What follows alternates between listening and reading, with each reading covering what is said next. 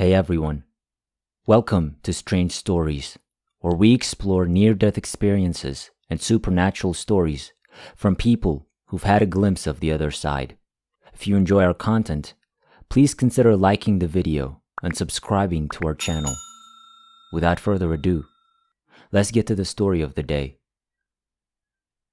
On that day, 18 years ago, as we approached a grassy area between the hospital and the parking deck, a torrent of tears gushed out of me like a sea of pent-up emotion, lasting several minutes and punctuated by shortness of breath, sad noises, searing emotional pain, helpless, hopeless. My father stood nearby, stoic, dignified, and calm as always. But I knew an emotional tsunami had been unleashed within him as well. He stood there and let me expel the first waves of despair so I could drive us home. I was grateful for the quiet ride. It allowed us to start thinking about the day and how it would affect our lives from then on. We'd sat in the hospital waiting room for hours as my mother underwent surgery to remove a tumor near her liver. The middle of a saga that began with elevated liver enzymes following a routine physical and had led us to this point. Her exhausted surgeon had finally appeared in the waiting room to see us that afternoon. "I've got good news and bad news," he said simply.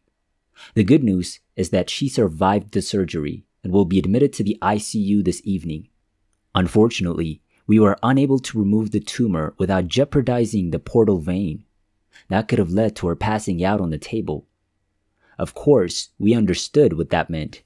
She was left with a ticking time bomb inside her that would eventually take her life and tear us apart. The next challenge would be telling this woman who'd been married to my father for nearly 50 of her 74 years and had been his best friend for the entire time she'd been married to him. My story, however, is not about telling hers. We did, and she processed it on her own. She learned about her chances of survival with chemotherapy. She turned it down flat when she found out it was slim to none. She saw no reason to torture herself unless there was a fighting chance of a positive outcome, and with the regular replacement of a stent through her bile duct, she was able to travel with my father for a year, enjoying a new Lincoln Town car, which she joked she had to get sick to get, before things began to go downhill. The demon was given a name. Cholangiocarcinoma, or cancer of the bile ducts, was the cause, a very rare form of the disease. We witnessed a paradigm shift when my mother accepted her fate. Why me, she didn't ask. Why not me, she'd say. Was she any different from the rest of the world's victims of a similar fate? Life is a roller coaster of happy trails and bucking horses. Each of us is on a one-of-a-kind journey. No two are alike, just like snowflakes. As this most heartless of diseases took hold of her body, she and I began to laugh again. When we were helping her to the bathroom at night, she would pass gas or do something normal, and we would start laughing like it was ridiculous. I'm not sure my father ever understood when I returned to her room laughing with her. Her sense of humor was radiant and contagious. For so long, she'd appeared to be in perfect health as the stent did its job of allowing bile to pass through a liver. Hospital visits were made and tolerated, whether for stent replacement or another cancer-related issue. As time passed, one event stood out from the rest. When her hospice nurse came to see her that afternoon, she vomited bile. I'd never seen anything like it before, and I was thankful to God for the hospice nurse's presence.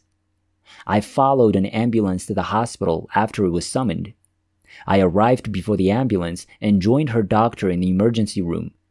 He told me that she was probably dying. When the staff member asked, "And what is wrong with your mother?" I went to the emergency check-in area and began giving Mom's information. "She's dying," I said, as tears began to fall, and I sat there processing the question. With that, she stood up and led me to a side room where I could be alone. I called one of my closest friends to inform her of the situation. As soon as I hung up the phone, a nurse appeared with a cold, refreshing ginger ale.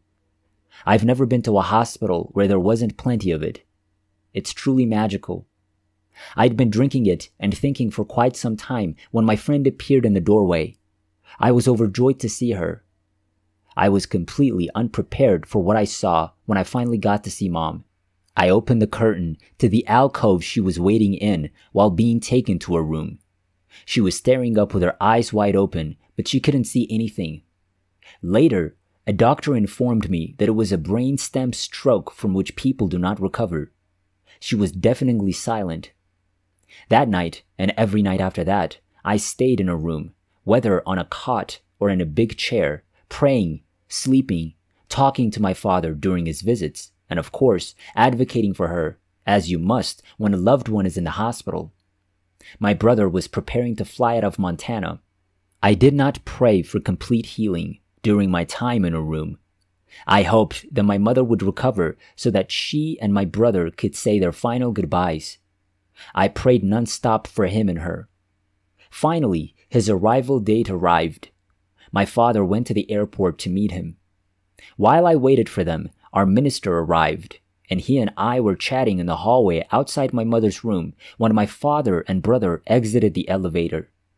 We waited while they went into her room.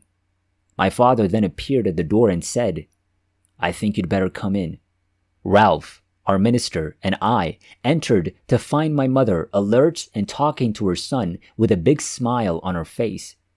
My simple request has been granted. She'd worked hard to prepare for her last visit with her son. God truly works in mysterious ways, and He's answered my prayer. I was numb. My mother was in her final weeks of life and did not want to die in a hospital, so we brought her home, complete with a hospital bed. The wonderful hospice workers placed her in the den and showed me how to insert medication into her IV. After watching television dramas about people getting air in their veins from shots, etc., I was terrified of this. She claimed that because she was my mother, this would never happen. She trained me well, and I learned that what happens on TV is not always reality. My brother and Mom had a wonderful visit, and they talked and talked. I guess God didn't consider the brainstem stroke to be an impediment. Things went downhill with a vengeance after my brother left, and the hospice nurse had to deal with her becoming impacted and a slew of other issues as the cancer demon began its final act. At times, we had to call in a nurse for assistance. I had taken time off under the Family Leave Act to be there full-time. As someone slowly dies, it appears that they reach a point where they're caught between two worlds. My mother started doing this. The nurses who cared for her took notes for me so that I wouldn't miss anything unusual that was going on. One of the nurses would occasionally get goosebumps. I was 2 floors above the den when I heard Mother call out Earl, the name of her late brother. She had apparently seen him and wanted to get his attention. She repeatedly called out his name. During one of these goosebump moments, the room felt like a massive spiritual embrace. Mom invited me to accompany her into the wavy light. I exited the room at that point. I was dealing with her impending loss. Her nurse later told me that Mom had told her that she hates leaving because Dad and I would be so sad. When I returned to her room, she looked up and said, "No, she won't be able to come with me, as if told." She also appeared to communicate with her late sister. Mom said her sister was nearby and invited her to come pick blackberries with her like they used to when they were kids. "He's coming, but I don't know when, and I need to get out of here," she once said. "Allow me to stand up so he can see me." She wanted to go outside and look at the birds because she'd seen birds with names. "Are you ready to go?" I asked as she told me to give away her clothes. "Yes," she replied. "Yes," she said again when I asked if she'd seen where she was going.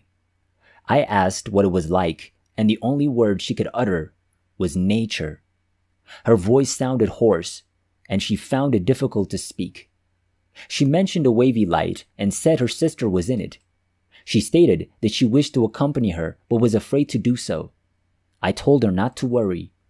She also saw someone named Peggy, but I've never figured out who she was talking about.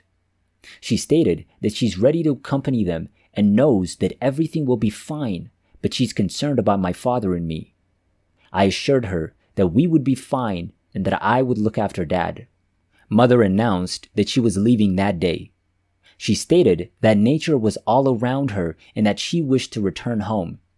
She stated that her sister was with a man. They wanted her to come out into the light, but she was afraid. She said it would be fine soon and that she was leaving.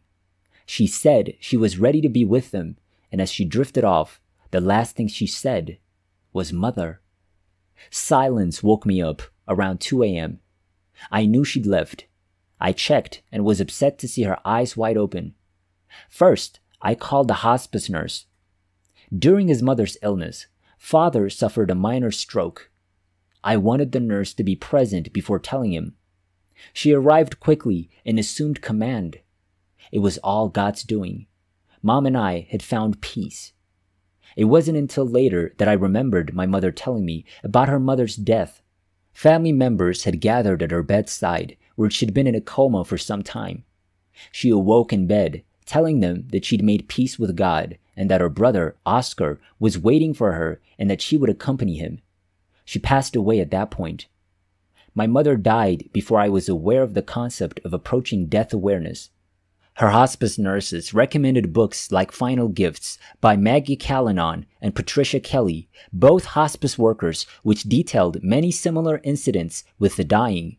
As I read that book, I realized I had witnessed something fundamental in the dying process and that being a part of it had been a blessing.